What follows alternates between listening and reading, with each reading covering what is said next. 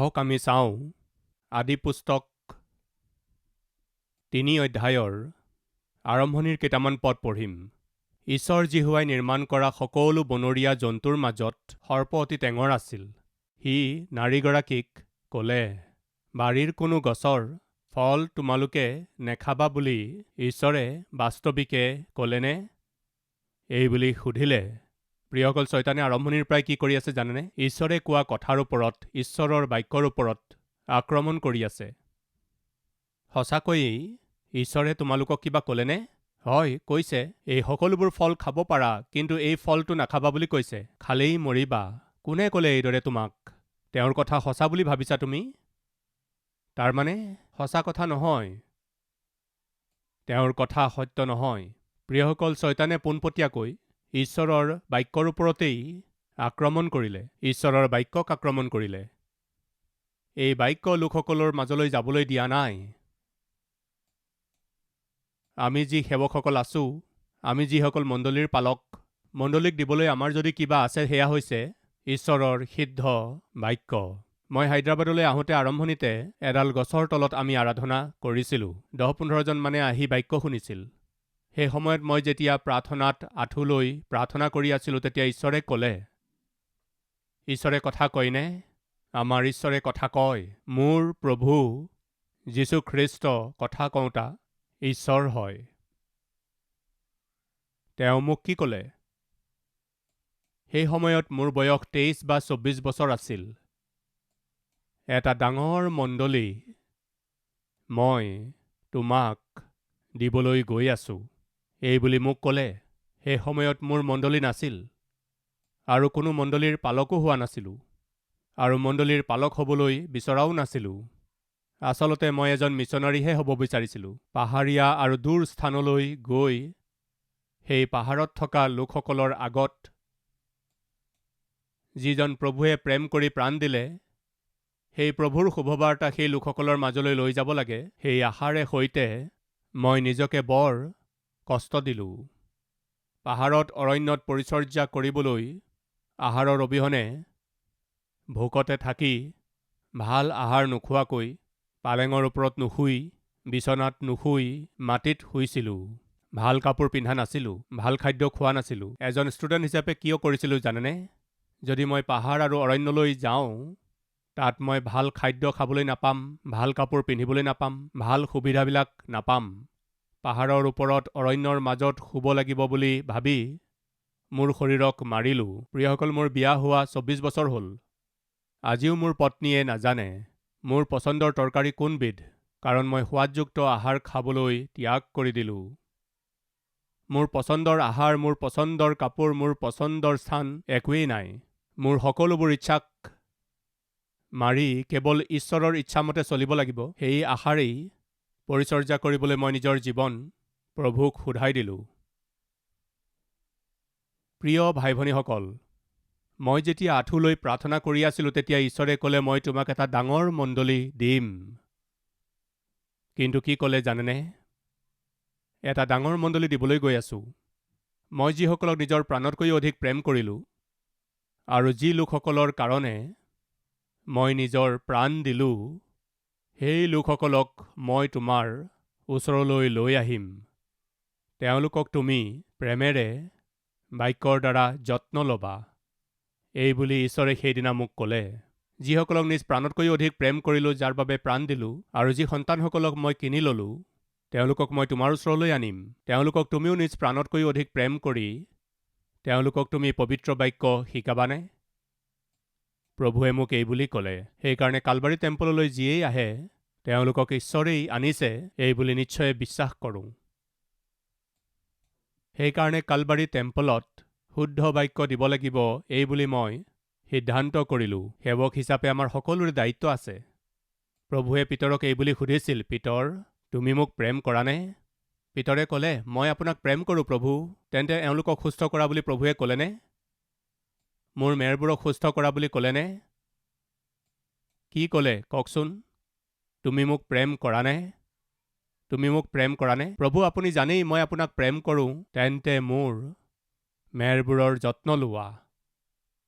প্ৰিয় সেৱকসকল, আমি ঈশ্বৰক প্ৰেম কৰোঁ, তাক আমি কেনেকৈ দেখুৱাম? সতীশ কুমাৰে ঈশ্বৰক প্ৰেম কৰে, তাক কেনেকৈ প্ৰমাণিত কৰিব? ঈশ্বৰৰ প্ৰতি থকা মোৰ প্ৰেমক মই কেনেকৈ দেখুৱাম? ঈশ্বৰে কেৱল এটা পথ আমাক দিছে, সেয়া কি? ঈশ্বৰে আমাক যি মণ্ডলী দিছে তাক ভালদৰে বাক্যৰ দ্বাৰা যত্ন লৈ। এয়াই হৈছে ঈশ্বৰৰ প্ৰতি থকা আমাৰ প্ৰেমক প্ৰমাণিত কৰিবলৈ এটা অদ্ভুত সূত্ৰ। প্ৰিয়সকল, আকৌ কৈছোঁ, এই জগতখনত বহুতো গ্ৰন্থ আছে, কিন্তু পাপী মানুহক পবিত্ৰ কৰিব পৰা কোনো গ্ৰন্থ যদি আছে তেন্তে সেয়া কেৱল এই পবিত্ৰ বাইবেলখনহে হয়। কিন্তু শয়তানে কি কৰিছে জানেনে? এই বাক্যক আক্ৰমণ কৰি আছে। এই বাক্যৰ ওপৰত আক্ৰমণ কৰি আছে। সেইকাৰণেইতো সি আপোনাক বাক্য পঢ়িবলৈ নিদিয়ে। সেইকাৰণে আমাৰ নিচিনা সেৱকে কয় কেৱল বাইবেল লৈ ফুৰিব, তাক নপঢ়িব। নহয় জানো প্ৰিয়সকল? আজি আমাৰ মাজৰ বহুতো পালকে বাইবেল কঢ়িয়াই ফুৰা লোক হিচাপে আছে। বাইবেলখন ধ্যান কৰা লোক কিমান আছে? বাইবেলখন মেলি পঢ়ি তাক ধ্যান কৰি জীৱনত তাক প্ৰয়োগ কৰি তাৰ সোৱাদ লৈ আনক উপদেশ দিয়া সেৱক কিমান আছে? উপদেশ দিওঁতা সকলোকো শয়তানে বাক্য ধ্যান কৰিবলৈ নিদিয়ে।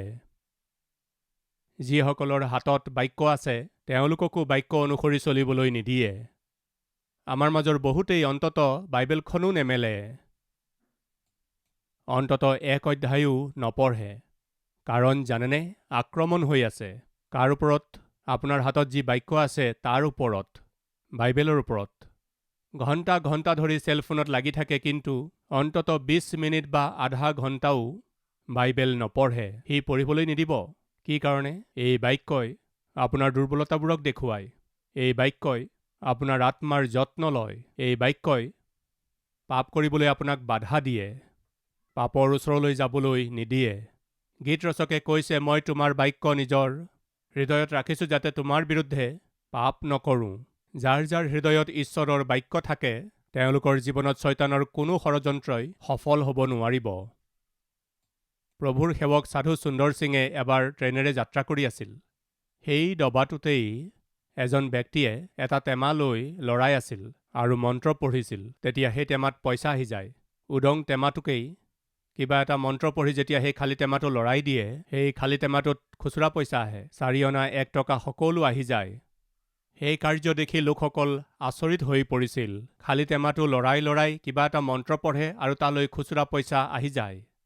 এইটো ডবাত সেইটো ডবাত এইদৰে মন্ত্ৰ পঢ়ি পঢ়ি টেমালৈ পইচা আনি সকলোকে প্ৰবঞ্চনা কৰি কৰি সাধু সুন্দৰ সিং থকা ডবাটোলৈকো আহি গ'ল। তালৈ অহাৰ পাছত আকৌ মন্ত্ৰ পঢ়িলে আৰু টেমাটো লৰালে, কিন্তু সেই টেমাটোত খুচুৰা পইচা নাহিল।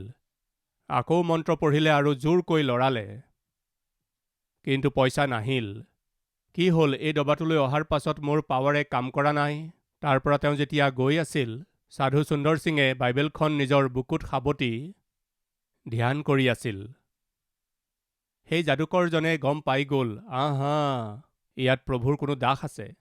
এইবুলি তেওঁ সাধু সুন্দৰ সিঙৰ ওচৰলৈ আহি, মহাশয়, আপুনি যদি বেয়া নাপায় সেই বাইবেলখন 10 মিনিটৰ কাৰণে মোক দিব নেকি বুলি সুধিলে। হ'ব, লৈ লোৱা বুলি কৈ সেই বাইবেলখন দিওঁতে ওচৰতে থকা মানুহজনক ক'লে, এইখন লৈ সিটো ডবালৈ যোৱা। এইবুলি বাইবেলখন কাষৰ ডবাটোলৈ লৈ যোৱা বুলি দি দিলে। তাৰ পাছত সাহসেৰে, এতিয়া চাব মোৰ শক্তি বুলি কৈ তেওঁ টেমাটো লৈ আকৌ সেই টেমাটো ধৰি মন্ত্ৰ পঢ়িলে আৰু জোৰ জোৰকৈ লৰালে। কিন্তু তেওঁৰ কোনো মন্ত্ৰই তাত কাম কৰা নাছিল। তেতিয়া সাধু সুন্দৰ সিঙক তেওঁ সুধিলে, আপোনাৰ হাতত যিখন পবিত্ৰ শাস্ত্ৰ আছিল সেই শক্তিশালী বাইবেলখন সিটো ডবালৈ পঠিয়ালোঁ, কিন্তু এতিয়াও মোৰ শক্তিয়ে কাম কৰা নাই। আপোনাৰ হাতত বাইবেল সম্বন্ধীয় আৰু কিবা পুথি আছে নেকি? এইবুলি কওঁতে সাধু সুন্দৰ সিঙে কি বুলি ক'লে জানেনে? মোৰ হাতত থকা বাইবেলখন সিটো ডবালৈ লৈ গ'লা, কিন্তু মোৰ অন্তৰত থকা বাইবেলখন তুমি কলৈকো নিব নোৱাৰা। মোৰ হৃদয়ত ঈশ্বৰৰ বাক্য আছে, সেইকাৰণে তোমাৰ কোনো মন্ত্ৰই কাম কৰিব পৰা নাই। প্ৰিয় ভাই ভনীসকল, হৃদয়ত ঈশ্বৰৰ বাক্য থাকিলে শয়তানৰ কোনো তন্ত্ৰ মন্ত্ৰই কাম কৰিব নোৱাৰিব। কিন্তু শয়তানে সেই কথা জানে, সেইকাৰণে আপোনাৰ হৃদয়ত বাক্য থাকিবলৈ নিদিয়ে। প্ৰিয়সকল, আজি মণ্ডলীত বাক্য থাকিবলৈ দিয়া নাই। মণ্ডলীত ঈশ্বৰৰ বাক্য থাকিব লাগে, কিন্তু আজি মানুহে সুস্থতাক, ভৱিষ্যৎবাণীক আৰু অন্য বিষয়বোৰ আনি আছে আৰু বাক্যৰ বাবে বহুত কম সময় দি আছে। এই সকলোৰে কাৰণ কি জানেনে? শয়তান। সি মণ্ডলীৰ পৰা বাক্য দূৰ কৰিবলৈ বিচাৰে। সেইকাৰণে মই জীৱনত এটা সিদ্ধান্ত কৰিলোঁ, মই যলৈকেই যাওঁ বাক্যকহে প্ৰথম স্থান দিম, কিয়নো আদিতে বাক্য আছিল, সুস্থতা আছিল, ভৱিষ্যৎবাণী আছিল, পৰভাষা আছিল, এইবুলি লিখা নাই। আদিতে বাক্য আছিল, বাক্য ঈশ্বৰৰ সৈতে আছিল, আৰু বাক্যই ঈশ্বৰ আছিল, আৰু সেই বাক্যই অনুগ্ৰহ আৰু সত্যতাৰে পৰিপূৰ্ণ হৈ আমাৰ মাজত বসতি কৰিলে। সেই বাক্যৰূপী প্ৰভু যীশুখ্ৰীষ্ট যদি আমাৰ হৃদয়ত থাকে, আমাৰ বিৰুদ্ধে কৰা শয়তানৰ সকলোবোৰ ষড়যন্ত্ৰ বিফল হৈ পৰিব। এই কথা জানি শয়তানে কি কৰে জানেনে? বাক্যৰ ওপৰত আক্ৰমণ কৰে, বাক্য পঢ়িবলৈ বাধা দিয়ে, য'ত সিদ্ধ বাক্য দিয়া হয় তেনেকুৱা মণ্ডলীলৈ যোৱাত বাধা দিয়ে। আজি আমাৰ মাজত এনেকুৱা বহুতো সেৱক আছে যিসকলে সিদ্ধ বাক্য দিয়ে, সিদ্ধ আৰু স্পষ্ট পোনপটীয়া বাক্য দিয়া সেৱক আছে, কিন্তু তেওঁলোকৰ মণ্ডলীলৈ ভুলতো যাবলৈ নিদিব। আপুনি তালৈ গ'লে শুধৰি যাব যে, আপুনি তালৈ গ'লে আপোনাৰ পৰিয়াল যে বাচিব, সেইকাৰণে আপোনাক তালৈ যাব নিদিয়ে। প্ৰিয় ভাই ভনীসকল, আপোনাৰ মণ্ডলীৰ সেৱক যদি ভাল, যদি শুদ্ধ বাক্য দিয়ে, তেন্তে তেওঁক নেৰিব। আপোনাৰ মণ্ডলীৰ পালকে আপোনাৰ প্ৰতি দায়িত্বৰে সৈতে শুদ্ধ বাক্য শুনাই সেই বাক্যৰ দ্বাৰা আপোনাৰ জীৱন যদি শুদ্ধ কৰে, সেই সেৱকজনৰ প্ৰতি শত্ৰুতা নকৰিব। এইবুলি নক'ব যে এওঁতো মোৰ কথাকেই কৈ আছে, মোৰ পৰিয়ালৰ বিষয়েইটো কৈ আছে, জানি বুজি মোৰ কথাই কৈ আছে। প্ৰিয়সকল, শুধৰি যাওক, সেইকাৰণে কৈ আছে। প্ৰিয়সকল, ডাক্তৰৰ ওচৰলৈ গ'লে ডাক্তৰে কি কৰে? আপোনাৰ বেমাৰৰ কথা কয়। তেওঁ আপোনাৰ বেমাৰৰ কথা ক'লে আপুনি ক'ব নেকি, জানি বুজি আপুনি মোৰ বেমাৰৰ কথা কৈ আছে? ক'বনে? এইদৰে কোৱা কোনোবা মূৰ্খ আছেনে? যদি তেনেকুৱা মূৰ্খ নহয়, তেন্তে চাৰ্চলৈ গ'লে আপুনি কিয় কয়, পালক মহোদয় জানি বুজি মোৰ কথাকেই কৈ আছে? আপোনাৰ বিষয়ে নকৈ কাৰ বিষয়ে ক'ব? চুবুৰীয়াৰ বিষয়ে? যেতিয়া আপুনি চাৰ্চলৈ যায় আৰু বাক্য শুনে, ঈশ্বৰে নিজৰ সেৱকৰ জৰিয়তে যদি আপোনাক কিবা কথা কয়, তেন্তে আপুনি বুজি পাব লাগে যে ঈশ্বৰে কথা কৈছে, আচলতে পালকে কোৱা নাই। পালকৰ জৰিয়তে আচলতে ঈশ্বৰেহে কথা কৈছে। এইদৰে যেতিয়া ঈশ্বৰে নিজৰ সেৱকৰ জৰিয়তে আপোনাক কথা কয়, সেই পালকজনক আপুনি নেৰিব। সেই পালকৰ পৰা দূৰ নহ'ব, সেই মণ্ডলীৰ পৰা দূৰ নহ'ব। আজিকালি বাক্য শুদ্ধভাৱে প্ৰচাৰ কৰা পালকসকলৰ অভাৱ হৈছে, কিন্তু তেনেকুৱা পালক ঈশ্বৰে যদি আপোনাক দিছে, আপুনি তেওঁৰ পৰা দূৰ হৈ নাযাব। প্ৰিয়সকল শুনক, প্ৰথম আছিল সৌন্দৰ্য আৰু দ্বিতীয়তে সন্দেহ। শয়তানে বহুতো লোকৰ মনত ঈশ্বৰৰ প্ৰতি সন্দেহ জন্মাইছে। শয়তানে যেনেকৈ মানুহৰ মনত ঈশ্বৰৰ প্ৰতিয়েই সন্দেহ জন্মায়, আপোনাৰ স্বামীৰ প্ৰতিও সন্দেহ জন্মাব, আপোনাৰ পত্নীৰ প্ৰতিও সন্দেহ জন্মাব, আপোনাৰ বোৱাৰীৰ প্ৰতি, আপোনাৰ শাহুৰ প্ৰতি সন্দেহ জন্মাব। আজি কাৰোবাৰ প্ৰতি সন্দেহ আছে নেকি? সেয়া ঠিক নহয়, সেয়া শয়তানৰ কুচক্ৰান্ত। সেইকাৰণে জ্যেষ্ঠসকলে কয়, সন্দেহ এটা ভয়ানক ভূত। সেই সন্দেহৰ ভূত যদি আপোনাৰ ঘৰত স্বামী বা পত্নীৰ অন্তৰত প্ৰৱেশ কৰিলে, তেন্তে আপুনি শান্তিৰে জীয়াই থাকিব নোৱাৰিব।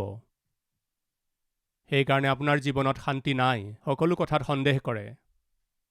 আপোনাৰ স্বামীয়ে ফোনত কথা পাতিলে সন্দেহ কৰে, পত্নীয়ে ফোনত কথা পাতিলে সন্দেহ কৰে, আপোনাৰ স্বামী অলপ পলমকৈ ঘৰলৈ আহিলে সন্দেহ কৰে, আপোনাৰ পত্নী অলপ পলমকৈ ঘৰলৈ আহিলে সন্দেহ কৰে।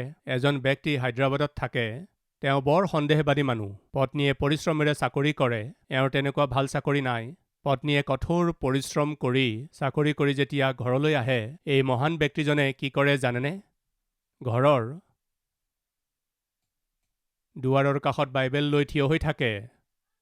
পত্নী আহিলেই, এই বাইবেলত হাত দিয়া। তাই বাইবেলত হাত দিয়ে। মই কাৰো সৈতে পাপ কৰ্ম কৰা নাই। তুমি বাইবেলৰ ওপৰত হাত দি শপত খোৱা। মই কাৰো সৈতে পাপ কৰা নাই, মই বাইবেলত হাত দি শপত খাইছোঁ। এইজন কেনেকুৱা স্বামী বাৰু? কেনেকুৱা স্বামী? এনেকুৱা স্বামীৰ সৈতে পত্নীয়ে শান্তিৰে থাকিব পাৰিবনে? বাইবেলত হাত দি শপত খালেহে ভিতৰত সোমাবলৈ দিব, নহ'লে নিদিয়ে। প্ৰিয়সকল, তৃতীয়টো বিষয়ো আপোনালোকক কৈছোঁ। কোনো ফল খাবলৈ মানা কৰিছে নেকি? সেইটো প্ৰশ্ন। শয়তানে আহি কি বুলি প্ৰশ্ন কৰিছে? ঈশ্বৰে কোনো ফল খাবলৈ মানা কৰিছে নেকি? শয়তান কিমান দুষ্ট কওঁনে? ঈশ্বৰে কেইবিধ ফল খাবলৈ মানা কৰিছিল? কেইবিধ ফল? এবিধ ফল, আৰু খাবলৈ 1000 বিধ, 1000 আছে, 2000 আছে, 3000 আছে। যিমান ফল আছে সকলো ফল খাবা, কিন্তু এই দুষ্টৰ নজৰ কোনটো ফলত আছিল জানেনে? কওকচোন। সেই এবিধ ফলত। শয়তানে সদায় এইদৰেই কৰে। আমাৰ যি আছে তাক ভোগ কৰিবলৈ নিদিয়ে। ক'ব পাৰিলেহেঁতেন, সকলো ফল খাবলৈ কৈছে নহয়। হয় কৈছে, এবিধ ফল খাবলৈ মানা কৰিছিল নহয়। যেতিয়া সকলো ফল খাবলৈ কৈ এবিধ ফল মানা কৰিলে, তোমাৰ কিহৰ দুখ? শান্তিৰে থাকিব পাৰিবা বুলি ক'ব লাগিছিল। সি তেনেকৈ নক'ব। কিয়? আপোনাৰ শান্তি দূৰ কৰিব লাগে সেইকাৰণে আমাৰ জীৱনত কেতিয়াও, প্ৰিয় ভাই ভনীসকল, আপোনাৰ হাতত যি আছে তাৰ বাবে প্ৰভুৰ স্তুতি কৰক। আপোনাৰ যি আছে তাৰ বাবে ধন্যবাদ কৰক।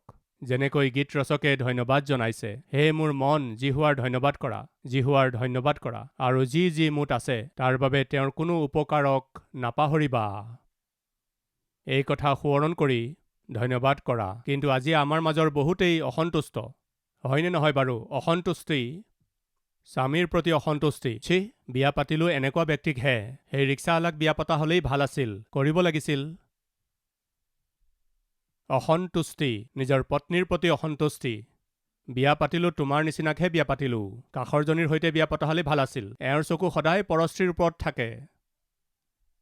এওঁ নিজৰ পত্নীৰ বিষয়ে কেতিয়াও নাভাবে। কৰিলো তোমাৰ নিচিনা এজনী কলিৰ লগতহে বিয়া কৰিলো। কলি মানে এতিয়াহে ক'লা হ'ল নেকি? কিয়?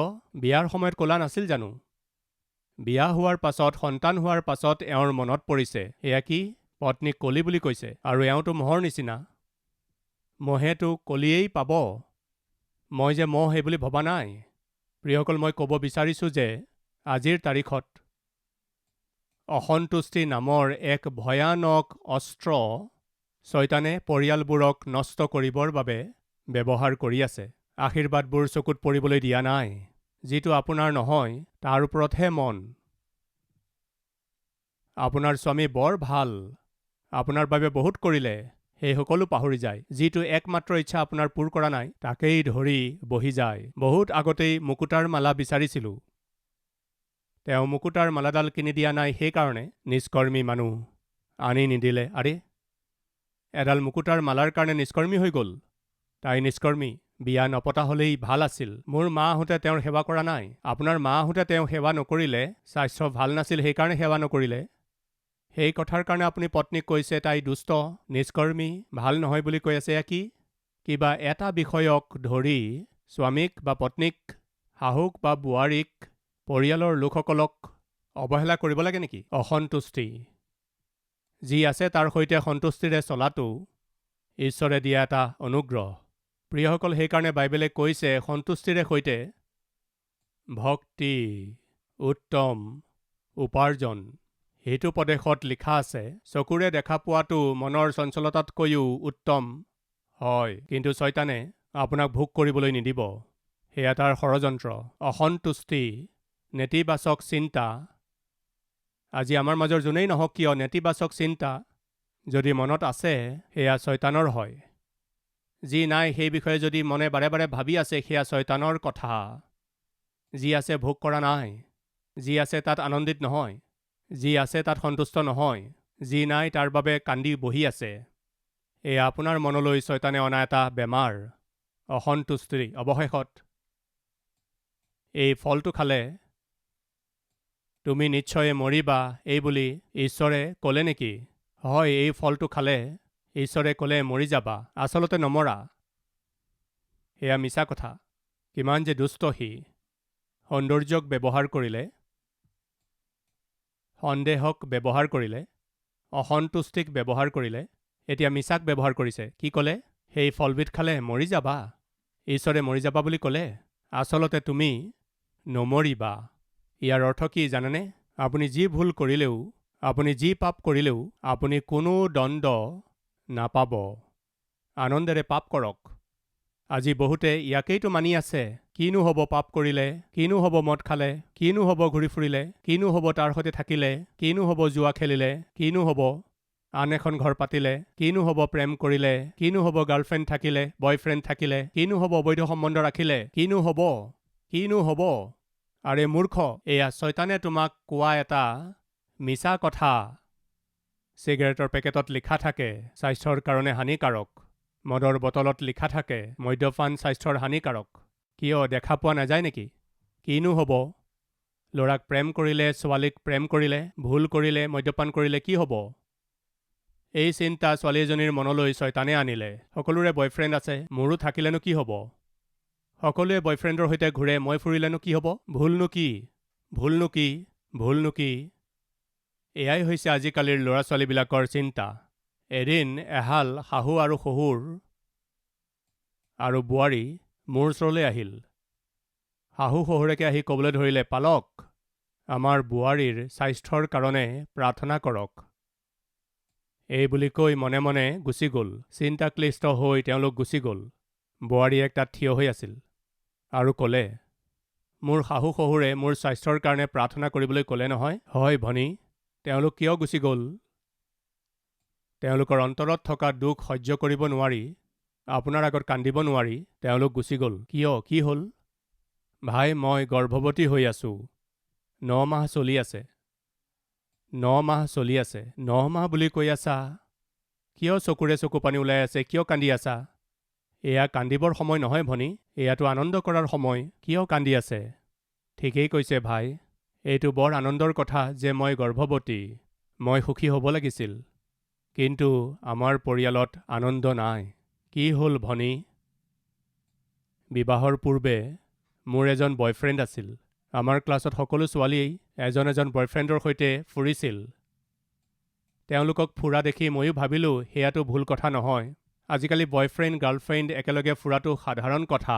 তেওঁৰ সৈতে ফুৰিবলৈ যোৱাটো সাধাৰণ কথা বুলি ভাবিছিলোঁ। তেওঁৰ সৈতে ফুৰিলোঁ, তেওঁৰ সৈতে মই মতালিৰে ফুৰি থাকিলোঁ, আৰু ইমানেই নহয়, তেওঁৰ সৈতে পাপো কৰিলোঁ। প্ৰিয় যুৱক যুৱতীসকল, শুনিছেনে? এই প্ৰেমৰ আঁৰত ফ্ৰেণ্ডশ্বিপ বুলি কয়, প্ৰেম বুলি কয়, পাপ কৰ্ম কৰি আছে।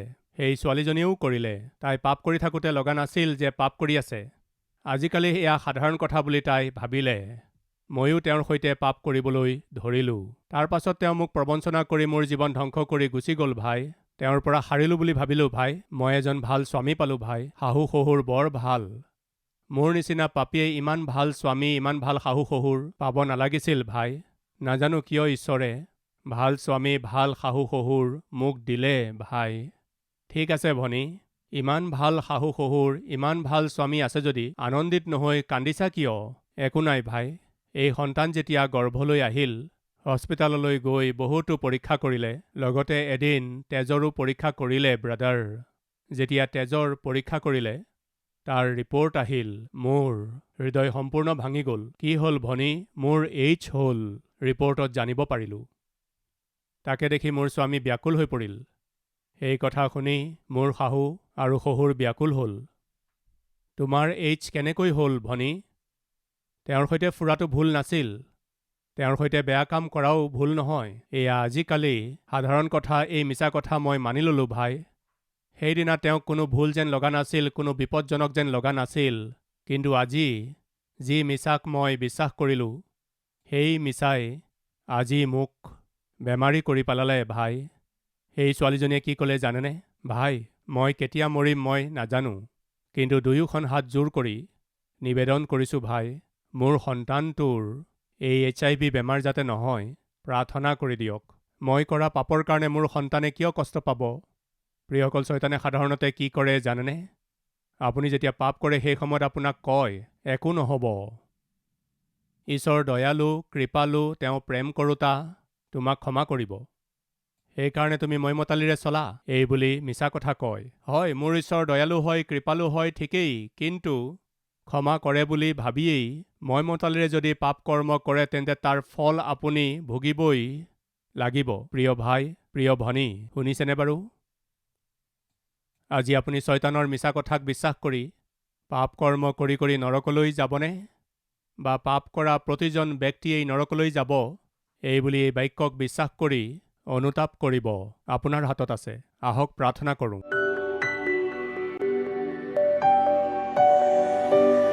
মহান পবিত্ৰ প্ৰেমময় পিতৃ ঈশ্বৰ, আদিপুস্তক 3 অধ্যায়ৰ পৰা অতি স্পষ্ট আৰু পোনপটীয়াকৈ 6000 বছৰ আগতে এডেন বাৰীত ঘটা ঘটনাটো বৰ সৰলতাৰে সৈতে আপুনি আমাক ক'লে। সিঁচি দিয়া হোৱা এই বাক্য সকলোৰে হৃদয়ত ফলৱান হ'ব লাগে পিতৃ। সৌন্দৰ্যক আধাৰ কৰি লৈ সেইদিনা আত্মিক লোকসকলক পাপত পেলাই দিলে সেই শয়তানে। অসন্তুষ্টিক আধাৰ কৰি লৈ যি আছে তাতে সন্তুষ্ট নহৈ সেই এবিধ ফলৰ কাৰণে তেওঁলোকত অসন্তুষ্টি প্ৰৱেশ কৰাই তেওঁলোকক আপোনাৰ পৰা দূৰ কৰি দিলে এই শয়তানে। ইমানেই নহয়, তেওঁলোকৰ মনত সন্দেহ উৎপন্ন কৰিলে। পেত্ৰী আজি বিশ্বাস কৰিবলৈ বহুতকেই দিয়া নাই। সি মিছা কথা কৈ আছে। যি কৰিলেও চলি যাব। সকলো পাপ কৰ্মবোৰ কৰি ক্ষমা খুজি ল'বা। যিমানবাৰ ক্ষমা বিচাৰিলেও তেওঁ ক্ষমা কৰিব, এইবুলি মিছা কথা কৈ আছে। তুমি স্বৰ্গলৈ যাবা, একো কথা নাই, এইবুলি মিছা কথা কৈ। এয়া সাধাৰণ কথা, সকলোৱে কৰে। তুমি কেৱল নহয়। কোনো সৎ নহয়, কোনো ওপৰৰ পৰা পৰা নাই, এইবুলি বহুতো মিছা কথা কৈ শয়তানে আমাৰ জীৱনৰ পৰা আত্মিকতা দূৰ কৰিছে। কিন্তু আজি আপুনি স্পষ্ট আৰু পোনপটীয়াকৈ কথা ক'লে। সিঁচি দিয়া হোৱা এই বাক্যক বিশ্বাস কৰি আপোনাৰ বাধ্য হৈ এতিয়াৰ পৰা প্ৰতিজনেই এক ভাল বিশ্বাসী হিচাপে চলিব লাগে। এইবুলি ভাবি যিমানে নিজৰ জীৱন আপোনাত সোধাই দি আছে, তেওঁলোকক আশীৰ্বাদ কৰক। অপবিত্ৰতাৰ পৰা মুক্ত কৰি অদ্ভুত আত্মিক ব্যক্তি কৰি তোলক। আশীৰ্বাদ কৰক। যীশুখ্ৰীষ্টৰ নামত মাগিছোঁ পিতৃ। আমেন।